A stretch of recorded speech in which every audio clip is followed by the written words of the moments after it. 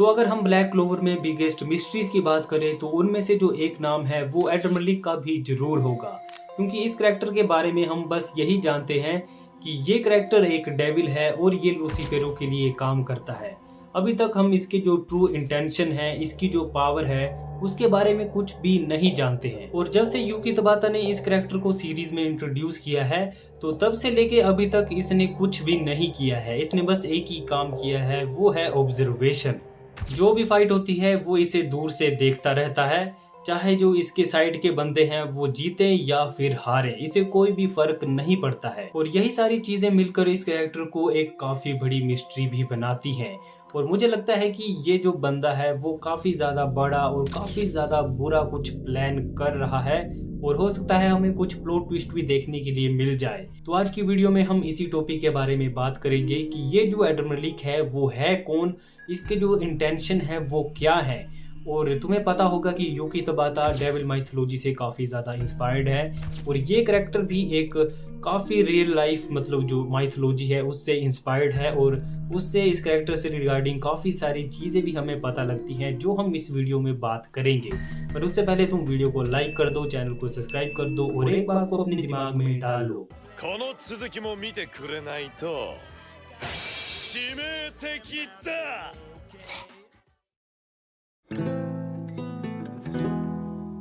तो सबसे पहले हमें एडम मलिक को इंट्रोड्यूस किया गया चैप्टर 317 में, जब अंडरवर्ल्ड के जो लास्ट गेट है वो ओपन हो जाता है और जो लूसीफेरो है वो फाइनली मैनिफेस्ट हो जाता है।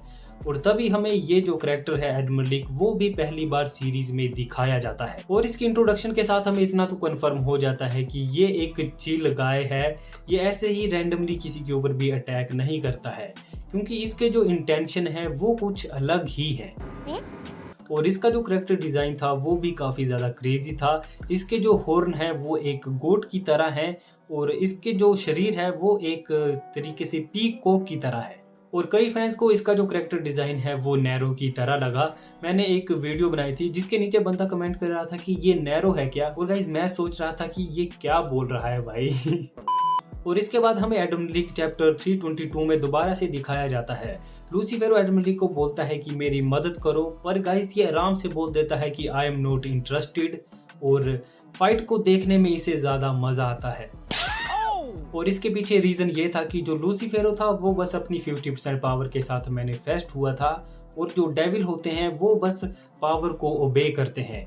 जिसके पास ज़्यादा पावर होगी वो उसकी बात मानेंगे, पर मौका मिलते ही वो उसे धोखा भी दे देंगे। और इसके बाद चैप्टर 329 में हमें दोबारा से एडम मलिक दिखाया जाता है, जब लूसीफेरो फाइनली डिफीट हो जाता है, और तब जाके हमें इसके जो ट्रू इंटेंशन है वो पता लगते हैं। लूसीफेरो के डिफीट होने के बाद ये जो एडम मलिक है वो आस्था और जो उसकी टीम है उसको चीयर करता है और उनके लिए क्लैप भी बजाता है। पर उसके बाद वो जाता है लूसीफेरो के पास, और उसका जो हार्ट है उसे निकाल के सीधे चले जाता है लूसियस के पास। और इसके बाद चैप्टर 331 में हमें रिवील होता है कि ये जो डेविल था एडम मलिक वो काम कर रहा था लूसियस के लिए। तो शुरुआत से ही मतलब ये एडम मलिक है वो लूसीफेरो को धोखा देने वाला था, और ये लूसियस के लिए काम कर रहा था। और इसके बाद चैप्टर 336 में हमें एडम मलिक दोबारा से दिखाया जाता है, जिसे कि लूसियस ने भेजा होता है यूनो का ध्यान भटकाने के लिए। पर इस वाली फाइट में भी ये जो एडम मलिक है वो कुछ भी नहीं करता है, बस ये ऑब्जर्व करता है। यूनो सभी डेविल को डिफीट कर देता है, पर फिर भी ये यूनो से फाइट करने के लिए नहीं जाता है। तो सही मायने में मांगा में जब से एडम मलिक को इंट्रोड्यूस किया है तो उसने बस एक ही बार है जब कुछ किया होगा, वो था जब उसने लूसीफेरो का हार्ट निकाल कर लूसियस को दिया। उसके अलावा भाई उसने कुछ भी नहीं किया है, एक तरीके से बस यूजलेस। मैं गुंडा हूँ मगर मेरे भी कुछ असूल है। तो इस करैक्टर को जानने के लिए मैंने थोड़ी बहुत जो डेविल माइथोलॉजी है उसके ऊपर रिसर्च की, क्योंकि जो यूकी तबाता है ब्लैक क्लोवर के क्रिएटर वो डेविल माइथोलॉजी से काफ़ी ज़्यादा इंस्पायर्ड हैं। उनके जो जितने भी लगभग डेविल हैं, चाहे वो लूसियस हो, लूसीफेरो हो, चाहे आस्टरोफ हो, चाहे या फिर ये एडम मलिक ही क्यों ना हो, ये डेविल माइथोलॉजी से इंस्पायर्ड है। तो जब मैंने एडम मलिक के बारे में थोड़ी बहुत रिसर्च की तो मुझे पता लगा कि ये जूडो क्रिश्चियन जो ट्रेडिशन है उसमें इसका काफ़ी ज़्यादा इम्पोर्टेंट रोल है। और काफ़ी सारी स्टोरीज में एडम मलिक को चांसलर ऑफ हेल और जो सुपरवाइजर ऑफ सेटन है वो बताया है। और ये दोनों ही ओहदे काफी ज्यादा बड़े हैं। और ब्लैक क्लोवर में जो एडमिरल ली का कैरेक्टर डिजाइन है वो भी काफी हद तक इसी कैरेक्टर से इंस्पायर्ड है। जैसे कि इसे दिखाया गया है कि इसके पास एक म्यूल का हेड है और इसके पास ह्यूमन बॉडी है और एक पीकॉक की टेल है। और ये सारी जो चीज़ें हैं वो हमें ब्लैक क्लोवर वाले कैरेक्टर में भी देखने के लिए मिलती हैं। माना इसका जो हेड है वो एक म्यूल की तरह नहीं है, पर इसके अलावा इसकी जो बॉडी है वो एक ह्यूमन की तरह है और इसका जो बाकी शरीर है वो एक पीकॉक की तरह है। और एडमिरल ली ओरिजिनली एक एंजल था, पर गॉड से फाइट होने के बाद ये एक फॉलन एंजल बन गया और हेल में आने के बाद इसने अपने दिमाग का यूज़ किया और ये हेल का चांसलर बना और बाद में जाके ये सेटन का जो सुपरवाइजर था वो भी बना। और काफ़ी सारी स्टोरीज में एडमिरल ली को हिपोक्रीट बताया है। इसके अलावा ये भी बोला है कि वो वर्स्ट देन सेटन है और इसके अलावा जो गॉड्स हैं वो उसके एनिमीज हैं और टाइम आने पे ये अपने फायदे के लिए किसी को भी धोखा दे सकता है। और मुझे लगता भी है कि ये आगे जाके लूसियस को धोखा भी देने वाला है। very nice. और इन्हीं माइथोलॉजिकल स्टोरीज में एडमिरल ली की जो पावर है उनका भी जिक्र हुआ है। हमें बताया जाता है कि ये किसी भी चीज़ को लेविटेट कर सकता है। इसके अलावा ये लाइटनिंग का यूज़ कर सकता है और अपने आप को कहीं पर भी टेलीपोर्ट कर सकता है। इसके अलावा इसकी जो मोस्ट पावरफुल अटैक है वो है डार्क सन।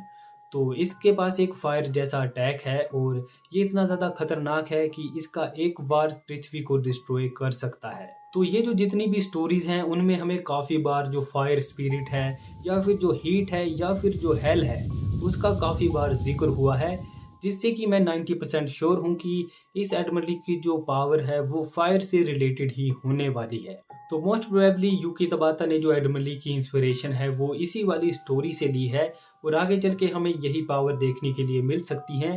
पर मैं 90% श्योर हूँ कि ये जो एडमिरल ली है वो आगे जाके लूसियस को तो धोखा देने वाला है, क्योंकि हमें इन माइथोलॉजी में बताया गया है कि ये अपने फ़ायदे के लिए कुछ भी कर सकता है। और तुम्हें पता है कि डेविल का नेचर क्या होता है, वो अपने फ़ायदे के लिए किसी का भी यूज़ करते हैं और वो बस पावर हंगरी क्रिएचर हैं।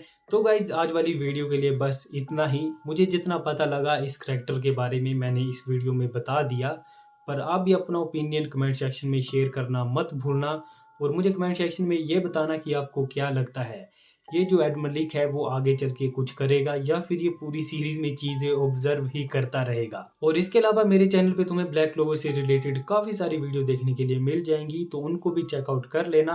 और तब तक के लिए आपको मिलता हूँ मैं किसी और ऐसी वीडियो के साथ। बाय। आज के लिए फिलहाल इतना ही। आपकी तरह मैं भी मायूस हूँ, लेकिन उम्मीद पर दुनिया कायम है। दिल दुखा है लेकिन टूटा तो नहीं है और उम्मीद का दामन छूटा तो नहीं है।